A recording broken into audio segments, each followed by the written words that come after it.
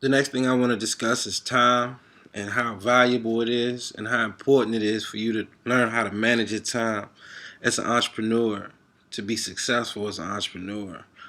Um, the first thing that we like to show people about or tell people about and show people how to use is the productivity planner. The productivity planner, what it does is it allows you to put your priorities first. The way it's set up and structured is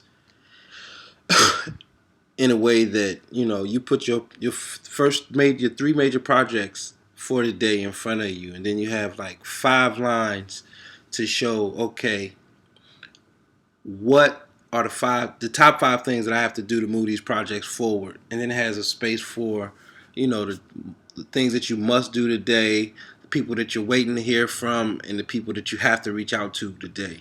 And what we stress to our coaching clients and students is that when, like, this is the first piece of paper, or this is the first activity that you complete when you start your day. Like, after you get up, maybe you pray, meditate, then you do your productivity planner, or you shower, pray, meditate, get it, do the productivity planner.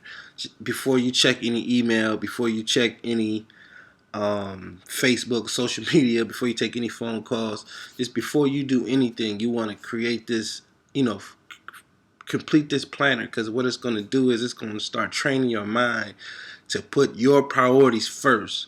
Your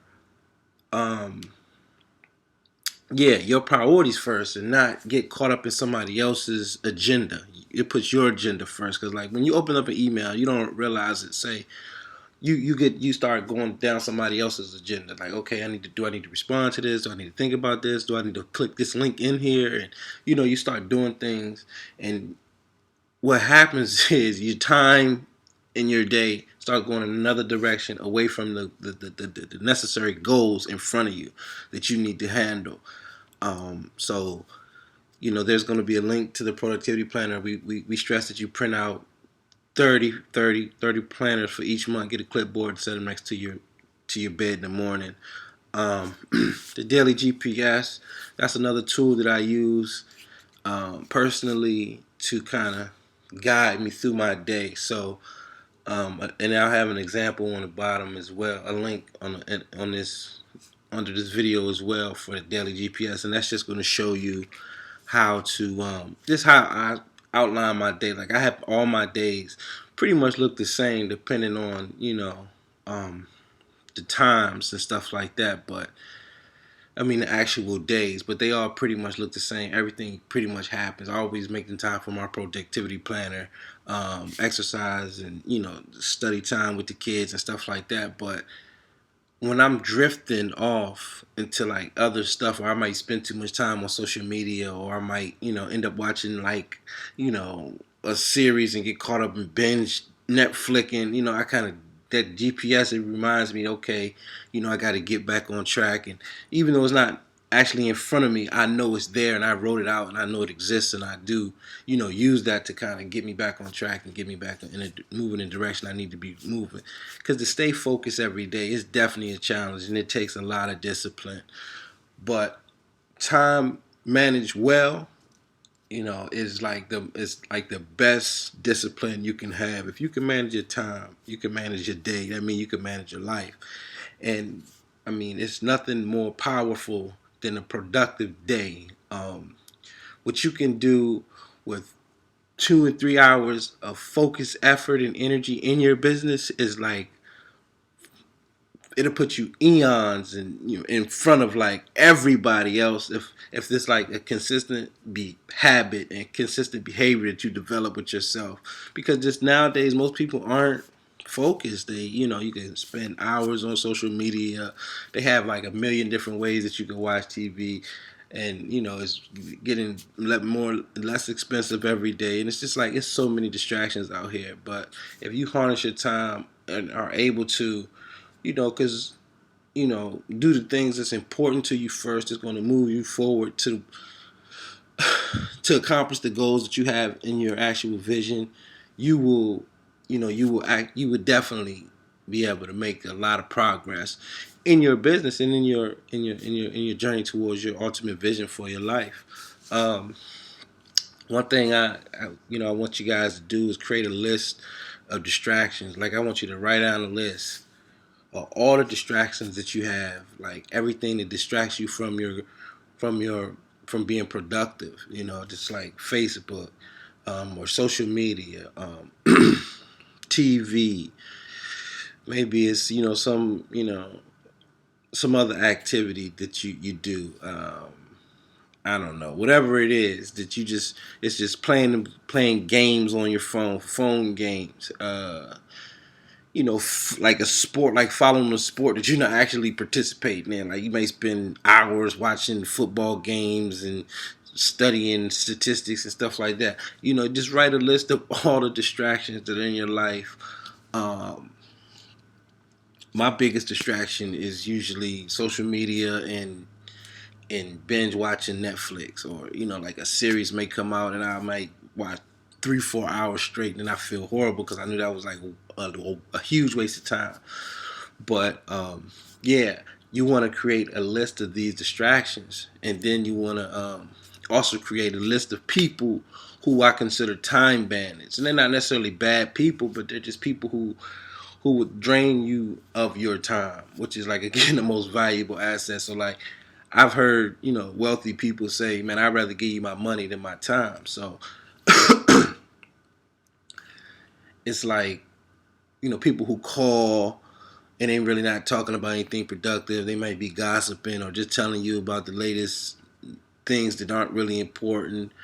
They invite you out, and to do, activities that aren't necessarily, productive. And I understand you got to have downtime, and there is a set time for these people, and you kind of structure your time. So like, okay, these are my friends, or these are my family members, or these are my associates, and I do want to spend some time with them, but I have to just manage it. So once you create these lists of distractions, you write it down and then you shut it down. I got that from Eric Thomas. He said you write your list of distractions down and then you shut them down. And then the list of time bandits, you write them down and then you kind of like, you block time for them. And like, okay, I'm gonna take calls from 5 to 6, between with these people, these particular people on the list, because I know if I take time during this time, it may cut into other activities that I'm using to be productive. If I take time with this person too early in the day, because I know this conversation is gonna go pretty long, and he's gonna wrap me up. He's gonna be saying some things I want to hear, just because it's like life stuff and it's exciting, or it's just something I'm interested in.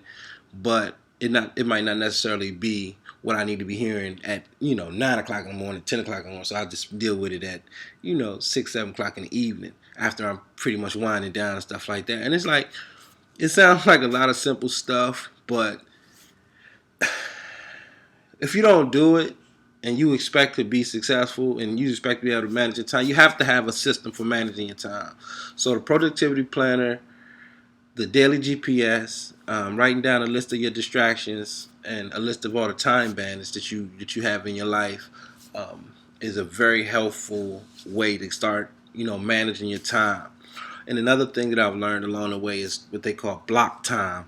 Block time is like when you shut everything down but your productivity planner and you go in. Block time, to say, for me, is like 9 o'clock in the morning to 1 o'clock. So from 9 o'clock to 1 o'clock, I'm locked in.